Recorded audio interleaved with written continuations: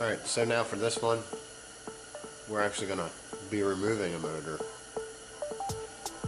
And I'll go over what you got to undo to get everything out, including draining all your fluids and basically getting it to the point the way that it was in the last video when I dropped that one in that blue car, down to that point so that we can actually pull this entire motor and transmission out of this car. So, we'll go over them steps one by one. Alright, so if you can hear the sound, the hissing sound, it's actually let's see if it comes in here, a heater, a little propane heater. It's not that cold today, but it's still under 40 degrees and it's a little chilly in here right now today. So, just wanted to make sure you could, you know what that is. This doesn't have any of the vacuum lines, a battery, or the intake in here. So those would all be items that you should remove. Most of the time, if your vacuum assembly, which this still has the solenoids on, is all one piece and it's actually nice and not destroyed like most of them are, I usually just undo all the vacuum lines from everything. And then I unplug the whole assembly with the hoses and I pull that. Now, I'm going to remove the battery tray and the lower cold side pipe, along with getting the some of the harness undone with pulling the coil and the injector plugs going across here so that we can get the intake off out of the way. So that's where we're at.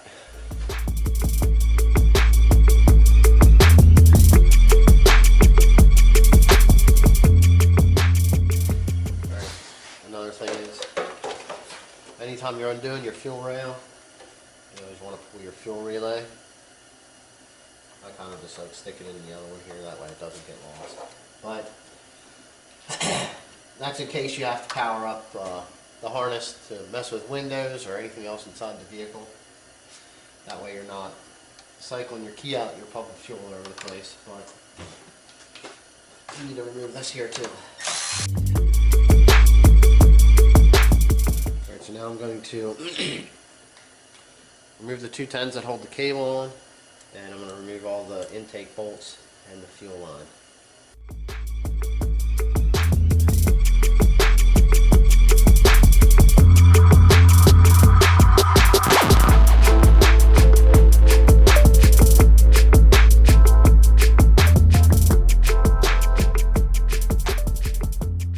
Okay, so we have everything undone.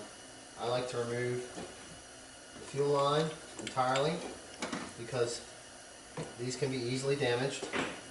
Alright, now I undid the vacuum line here, everything else is undone. I like to pull the dipstick tube out of the way because it makes it easier when you go to bring this up out here.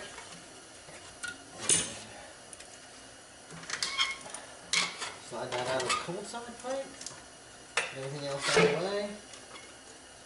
And plug your idle control and your TPS off the harness, and you can remove the intake. So there's that. Now what we're going to do is we're going to start working on some of the other items that can be removed. We're going to have to get this jacked up so that we can drain the radiator and the transmission fluid, and I'll probably let the oil in. So that's where we're at there. We can actually do the starter wire now.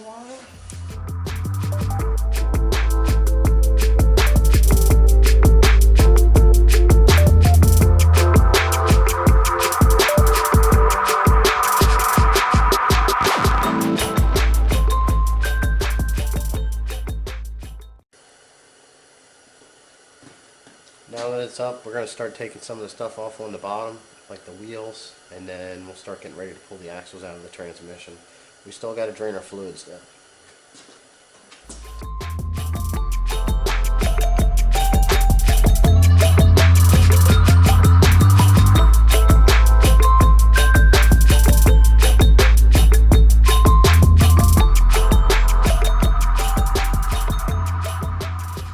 Alright, so right now we have both sides have the axle nuts undone. We're breaking them at the knuckle and the strut to be able to remove the axles. I have the coolant now draining right here. I did pull out the starter. I'm going to get in here and start picking out a couple other things. Normally, I should have some tape. I like to tape over these intake holes in the intake to make sure that you don't drop anything down in there, and that's very important that you do that. Because if something would get in here and you go to reinstall this and start it up without checking any of that stuff, it could spell disaster. So, right now, like I said, we're waiting for stuff to drain. There's a couple other things that we can pull. I'm working on doing some of the plugs here for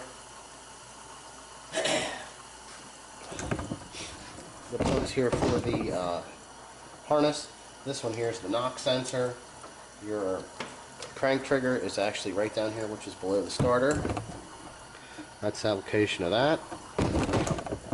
What I'm going to do here also is, like I said, you just got to get in here and you got to start pulling stuff and get it out of the way. Just get stuff moved. There is 3 bolts for the power steering pump right down here. We're going to remove those 3 now.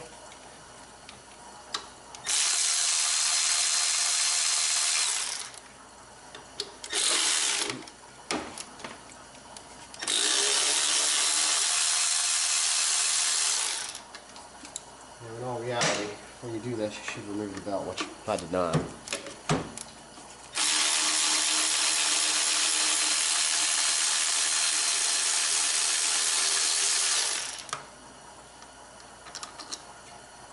But it ain't gonna move nowhere because we've done that plenty of times. So, with that done, this is where we're at. I'm gonna remove a couple other things.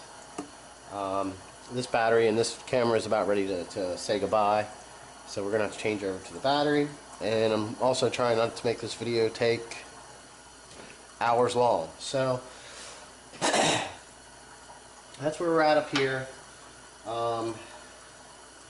We're going to get the radiator drained. We're going to get the radiator out of the way and undo some of these AC lines, this one here, so it's movable.